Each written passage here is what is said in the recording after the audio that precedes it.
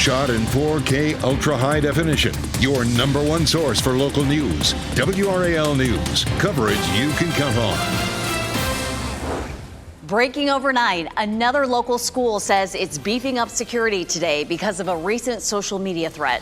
What we're learning from authorities this morning that has parents, students, and teachers concerned. And we're looking at mild temperatures this morning. It is a little chilly up in Roxborough, but our temperatures will start to climb as it looks like we'll see less rain over the weekend. I'll show you. The personal information of thousands of people in Raleigh at risk this morning. How a cyber attack is affecting the Raleigh Housing Authority and the people it serves. And it's a new month, new jobs report. Why the U.S. job market may be taking a turn for the worse. 4:30 is the time right now. All the news you need to get your Friday started and headed off into the weekend. I'm Jeff Hogan.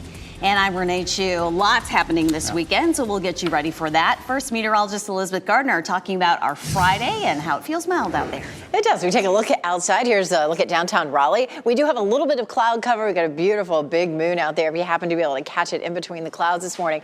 Right now it is 51 degrees in the Triangle area. Our winds are light. It's 49 in Fayetteville, 47 Rocky Mount, 37 up in Roxborough, 44 in Southern Pines. So temperatures feel pretty similar to where we were yesterday. Temperatures this afternoon just a little bit warmer, expecting highs in the mid 70s under partly cloudy skies all day. So really good looking Friday in our forecast. And the weekend is looking better too. We are trending drier. Just a 20% chance of rain Saturday and Sunday. It looks like a lot of this is going to be heading to our south. We do have a slightly increased chance of some rain getting into next week, but we'll outline the times that we could see just a few isolated showers Saturday and Sunday coming up. We're following breaking news right now where a crash has lanes shut down. Let's get right to WRAL's Naya Hardin, who is live for us near the scene on Capitol and Perry Creek. Naya. Yeah, this over here I can show you is a really bad crash. We're getting some information within the last 5 minutes from Raleigh police, and they tell us thankfully right now there are no serious life-threatening, injuries. They say that the person driving that Impala had ran a red light here on Capitol as they were heading eastbound from Durant. They said that when they ran that red light that they went ahead and had hit the side of this truck that you see here, this UPS vehicle, a double tractor trailer. They say that the Impala had actually been crushed down by the tires from that tractor trailer. Thankfully, the fire department was able to get the man driving that Impala out of the car. Again, no life-threatening injuries. The driver was taken to the hospital. This is all still being investigated as to if the driver was impaired or not. They're working to find out those things. Of course, we're going to continue to keep you updated this morning. But in the meantime, if you are headed this way, the northbound lanes here on Capitol near Perry Creek are closed in this particular intersection. Naya Hardin, WRAL News in Raleigh. At least 4 Wake County schools are increasing security this morning, and Chatham County schools are doing the same following social media threats. Chatham County Sheriff Mike Roberson and a non-specific threat is making rounds across the state and the nation. New restrictions on abortion are set to go into effect in North Carolina later this year, unless a veto from Governor Cooper holds up. The bill banning most abortions after 12 weeks is now on its way to Cooper's desk after the state Senate passed it last night. That vote came 24 hours after the House passed the bill and 48 hours after it was introduced. In addition to the 12-week ban, this bill creates more requirements for women to get an abortion. It includes several visits with the doctor prior to the procedure, a move some say is difficult for those far from a clinic. Governor Cooper says he will veto the bill, and he called on North Carolinians to persuade Republican lawmakers to allow that veto to stand. Republican legislators like Ted Davis and Michael Lee from Wilmington, John Bradford and Tricia Cotham from Mecklenburg County made campaign promises to protect women's reproductive health. Demand that they keep their promises by sustaining the veto. Republicans have a supermajority by 1 vote in each chamber of the legislature. That means Cooper would need just 1 lawmaker to break from party lines for his veto to stick. The family of a Raleigh man who died at the hands of police earlier this year is continuing its call for the officers who were involved to be fired. The family of Darrell Williams plans to give an update today about its meeting with the district attorney about an investigation into Raleigh PD's tactics. Williams died January 17th after a scuffle with officers that ended with them using a taser on him several times. Civil rights attorney Ben Crump is working with the family. It could be a little while before the escaped inmate accused of killing a Wake County deputy is back in U.S. custody. The FBI says officers arrested Alder Marin Sotelo in Mexico. They took him into custody Thursday, nearly 5 days after escaping a Virginia jail. Investigators say Marin Sotelo was tracked down in Guerrero, Mexico, more than 2,400 miles away. Marin Sotelo now faces federal charges linked to his escape, in addition to the murder charge he faces for shooting and killing Wake County Deputy Ned Byrd. All new this morning, the chief of the Air Force is set to become the next top U.S. general.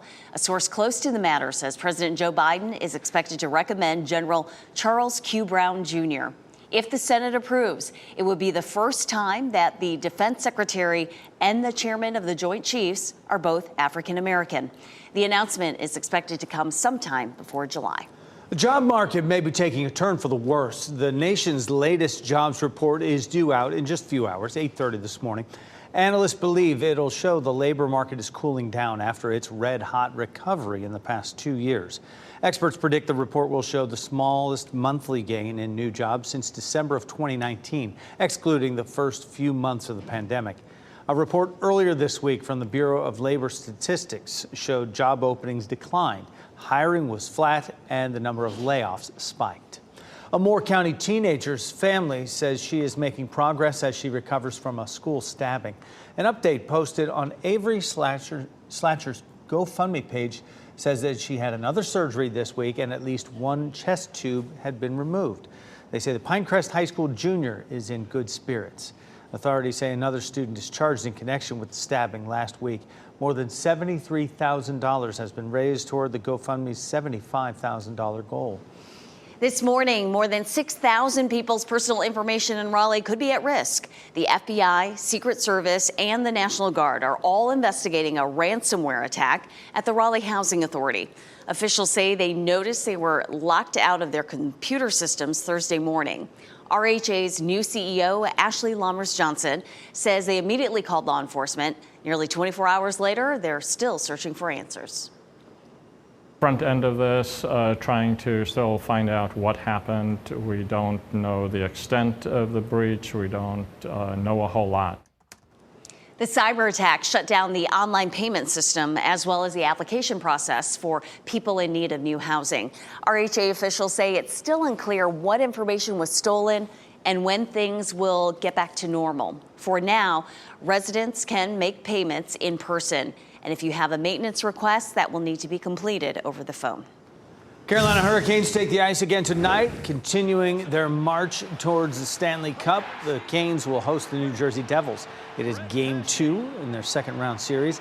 Canes are looking to take a 2-game lead in this series after winning Game 1, 5-1 on Wednesday night. Puck drops tonight, PNC Arena, 8 o'clock. Did you see this line of lights over North Carolina? The series of satellites from Starlink was visible in the sky just before 9:30 last night.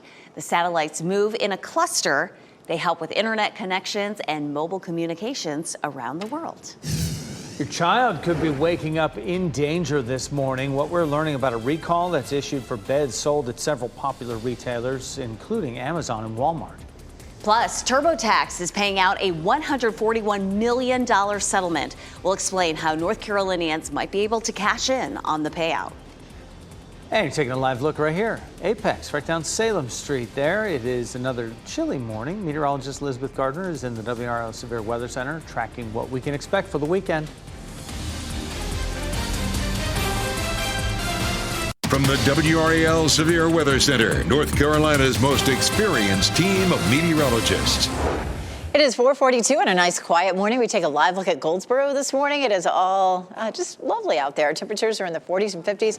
Right now, 49 in Fayetteville, 41 in Lewisburg, 45 in Irwin, 46 in South Hill. Temperatures are pretty similar to what we've seen the last several days. It's still probably jacket weather, but we're about to see a change in our pattern with some warmer temperatures. It's going to feel very pleasant this afternoon and finally starting to get a little closer to normal. Our normal high temperature at this time of year is in the upper 70s, and we're getting close to that as the kids get off the bus. So nice way to wrap up the work week with some pleasant temperatures and partly cloudy skies. Of course, we've been watching the potential for rain over the weekend, and it's looking a little less likely than it did yesterday. I'll show you the timeline for some scattered showers coming up. The man who died after Memphis police officers beat him after a traffic stop died of blunt force injuries to his head. Authorities released the official autopsy report for Tyree Nichols yesterday. The medical examiner described internal bleeding in his brain, along with severe head and neck injuries, as well as cuts and bruises all over his body. Nichols died 3 days after the officers beat and kicked him. 5 police officers who were fired after his death have pleaded not guilty to second-degree murder charges. The NFL is now the subject of an investigation into allegations of workplace discrimination. Attorneys general for New York and California are working on this case. It comes after several lawsuits were filed alleging bias, sexual harassment, and a hostile work environment. Subpoenas have already been issued to NFL executives. Investigators are said to be focusing on corporate offices, not specific players or teams. Parents might want to check your child's bed this morning. It may be under an urgent recall. This involves twin bunk beds made by Walker Edison Furniture. There have been 14 cases where the bunk bed slats have broken. One person was hurt. The beds are sold online through Walmart, Home Depot, Amazon, and other retailers. If you have these, stop using them and contact Walker Edison for a free repair kit. And for more information on this recall and others, you can go to WRAL.com/recalls. Pay raises are coming to Sampson County Sheriff's Office employees. County officials hope the pay boost will help with several job openings there. The proposal affects 71 Sheriff's Office positions and 42 positions in the detention center. Law enforcement officers will receive $4,200 more a year. Detention officers will get $2,400 more a year. If you paid for free tax services from TurboTax, you should expect a refund. This is the result of a $141 million settlement across several states that was reached in May of last year.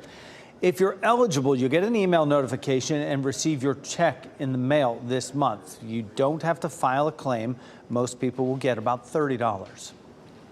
History will be made in just 24 hours as King Charles III's coronation unfolds. Hundreds of thousands of people are already lining the streets of London, waiting for tomorrow's royal ceremony. As we look live right now, it is all happening inside Westminster Abbey. King Charles will sit in a chair commissioned for Edward I in the early 1900s. He'll be anointed with holy oil from an ancient spoon. And for the procession, the king and his wife, Queen Camilla, will ride in a 260-year-old gilded carriage, another symbol of the king's power. Tomorrow morning, WRAL will carry NBC's coronation coverage from 5 to 10. Our local news will air from 6 to 8 on Fox 50, and then after the special coverage on WRAL. We have a live look for you right now at the White House, where President Biden and the administration there says it'll invest $140 million to research artificial intelligence. It's also releasing new guidelines about the technology. 4 tech CEOs met with Vice President Kamala Harris Thursday to discuss the future of AI. The White House plans to fund new AI research institutes. It is also laying out goals for the tech industry, including responsible research and development of existing AI systems. It's a big day for thousands of North Carolina college students. Today they'll be graduating and heading out into the real world. East Carolina University is holding its spring commencement this morning. It is at 10 o'clock at Dowdy-Ficklin Stadium. And Dr. Freeman A. Rabowski III is the keynote speaker there. Dr. Rabowski is President Emeritus of the University of Maryland. Students at Methodist University in Fayetteville will also walk across the stage today. More than 250 undergraduate and graduate students will receive their degrees during the school's new commencement weekend. Today's ceremony is set for 2 this afternoon in Huff Concert Hall. Saturdays will be at 10 a.m. at Crown Coliseum. Also remember, tomorrow is the Susan G. Komen Race for the Cure happening at the Boxyard and RTP. The festival area opens at 7 with the opening ceremony at 8:30. Race for the Cure is to raise money for the fight against cancer. WRAL is a proud sponsor of the event. And we're all carefully watching the rain chances for the weekend, but today, no rain expected. Elizabeth? It's going to be nice and dry, and the weekend is trending drier, so that's fantastic news for all the festivals and things happening across the weekend, especially Race for the Cure. We take a live look at Durham right now. When the sun comes up, you'll see a mix of sun and clouds. 51 degrees is our current temperature in the Triangle. We'll likely see temperatures climbing on up into the 60s by the time we get to lunchtime. We hit 70 yesterday. We'll likely hit 76 today, so it's going to be a really nice day. 76 degrees today and for Raleigh and Durham, and 78 in Fayetteville under partly cloudy skies, a little bit of cloud cover here and there. If you happen to get lucky and get some of the tickets to the Carolina Hurricanes playoff game tonight, expect mid-70s at 5 o'clock, so tailgating is going to be perfect. 10 o'clock temperature around 63 degrees, so some very nice weather on our way. 77 is our normal high, so we're close to that today and tomorrow, and then we start to move the other direction after it being a very cool week. We really switch things up for tomorrow, looking at 80 Sunday, 87 Monday, and 86 on Tuesday. But everybody who I see is like, it feels kind of cool out. I'm like, oh, just wait. Summer is coming. And not only are we going to climb into the 80s by Monday and Tuesday, but here goes the humidity, too, to go along with it. Our dew points are going to climb into the upper 60s. So it's going to feel like summer for Monday and Tuesday. And, you know, as we get into May and June, there's no turning back. So enjoy this really lovely day today and even tomorrow, where our humidity stays low and so do our temperatures. This high pressure system is keeping things nice and dry, and this warm front back to our west is what it was going to move in and bring us a better chance for rain. There's definitely some rain along this front, but that front's not going to move as quickly across our area as it looked like before, so it's going to hang back to the west on Saturday, keeping things fairly dry, and on Sunday it slips off to the south. So here's a look at Futurecast, and you can see for Saturday, partly cloudy skies in the morning at 6 a.m. At lunchtime, partly cloudy. Now, not to say it's not going to rain at all over the weekend, but we've dropped it to a 20% chance. So a few isolated showers will likely pop up during the afternoon on Saturday, but certainly no widespread rain, and a much drier forecast than we had earlier in the week. Here's Sunday morning. I expect 8 o'clock, 10 o'clock to look nice and dry as we move it on out through lunchtime, also looking dry. A little bit of rain up to the north on Sunday, but again, things looking so much better. We warm up over the weekend, partly cloudy, 78 Saturday and 80 degrees on Sunday. Great news for the Ham and Yam Festival. We are proud community partners of this event as well, looking at temperatures in the 70s and just a small chance of a shower. Of course, once we get past this weekend, our temperatures warm up. We'll have a good chance of some scattered thunderstorms on Tuesday with highs in the mid-80s. Sounds good. Elizabeth, thank you. A local woman says her apartment has a serious snake problem. This morning, she's telling us all about it. Why she says the slithering creatures are moving in with her. Wow. Well, let's talk about horses instead of snakes here. And the Run for the Roses, less than 48 hours away.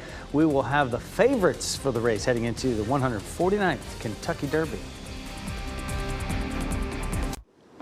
Well, it's getting a little warmer out, and it's the time of year snakes are on the move. One Fayetteville woman says they're moving in with her. WRAL Fayetteville reporter Gilbert Bays spoke with the woman. She also says she's been staying with neighbors, even sleeping in her car since spotting 3 snakes in her apartment. Well, I've got this story in a nutshell. I'm at the backyard of some apartments here at Cross Creek Point. And the women who live in these apartments right here say that they're getting snakes from Cross Creek, which is on the other side of that fence. This is the first time Artis McMillan has been in her apartment since her granddaughter found a snake on the kitchen floor. Monday when I came back through, there was one underneath the table, one was by the sink again, and one was over here. She didn't get a picture of the snake, but Googled its description, and this is what came up. Her family tore the apartment apart looking for the snakes, but no luck.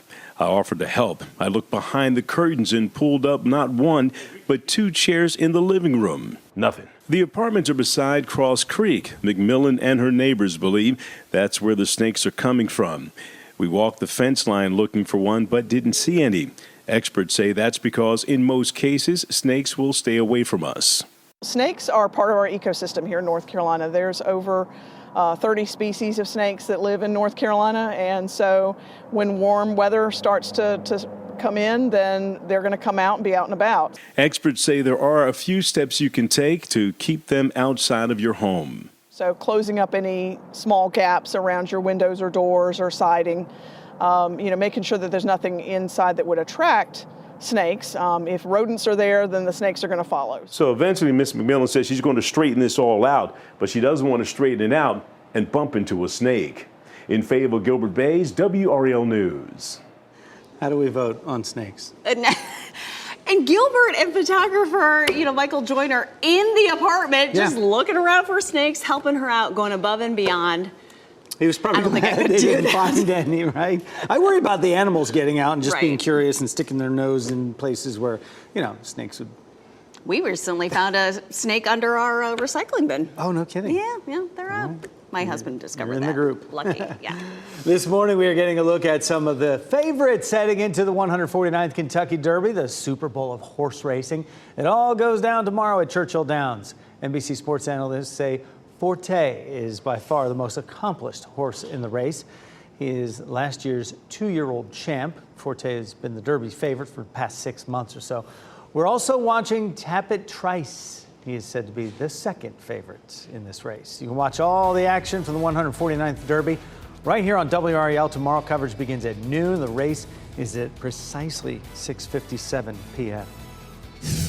And up next, extra security to keep students and teachers safe in Chatham and Wake counties. We'll break down the new precautions this morning after social media threats. Plus, new restrictions on abortion are set to go into effect unless a veto from Governor Cooper holds up. And a closer look at this line of lights in the sky last night over North Carolina.